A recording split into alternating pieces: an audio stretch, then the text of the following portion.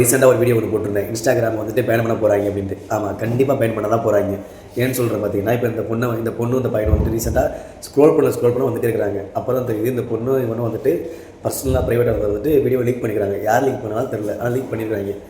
அப்படியே ஃபுல்லாக ஒரு பிட்டுப்படம் அப்படியே பிட்டுப்படம் மாதிரி ஓட்டுறானுங்க. வந்துட்டு இந்த அலவரதம் சொல்லிட்டு ஒன்று பார்த்தீங்களா, அது இது என்ன பண்ணும், நல்ல வீடியோ கெட்ட வீடியோவான்னு பார்த்துட்டு அதை ஸ்கேன் பண்ணி அந்த வீடியோ டெலிட் பண்ணும் முன்னாடிலாம். ஆனால் இப்போ வந்து பாருங்களேன், இந்த வீடியோ வந்தும் அந்த பையன் அந்த வடமாநிலத்துக்காரன் வந்து அந்த ஃபுல் வீடியோ லிங்க் அப்படியே போட்டு லிங்க் போடாமல் அந்த வீடியோவே இன்ஸ்டால் அப்படியே போட்டிருக்கான். இவங்களும் அதை பார்த்து என்ன பண்ணுறாங்க, ஷேர் பண்ணுறாங்க. உண்மையிலே வியூஸ் வரைக்கும் போயிட்டு இருக்கிறது. எத்தனை பேர் சின்ன சின்ன குழந்தைங்க, சின்ன சின்ன பசங்க எத்தனை பேர் அதை பார்த்துருப்பாங்க?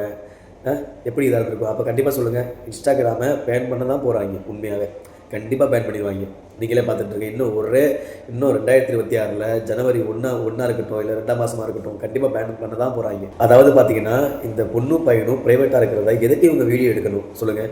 இப்போ அப்படி எடுத்தனால இப்போ அந்த பையனை வந்துட்டு யாரோ இப்போ தூக்கில் தொங்க விட்டாங்க. இவனா தூக்கில் தொங்கினானா இல்லை யாராவது தூக்கில் தொங்க விட்டாங்களான்னு தெரியல.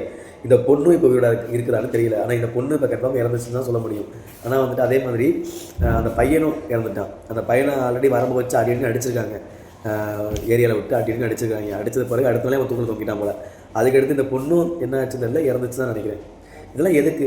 நீங்கள் சந்தோஷமாக இருக்கீங்களா? அப்போ அது உங்களுக்குள்ளே வச்சுக்க வேண்டியது. எதுக்கு வீடியோவாக எடுத்து அது இந்த மாதிரி அடுத்தவங்களுக்கு எப்படி யார் மூலியமாக போய் அவங்க அதை லீக் பண்ணி உங்களை மிரட்டி, இதெல்லாம் எதுக்கு தேவையில்லாத வேலை?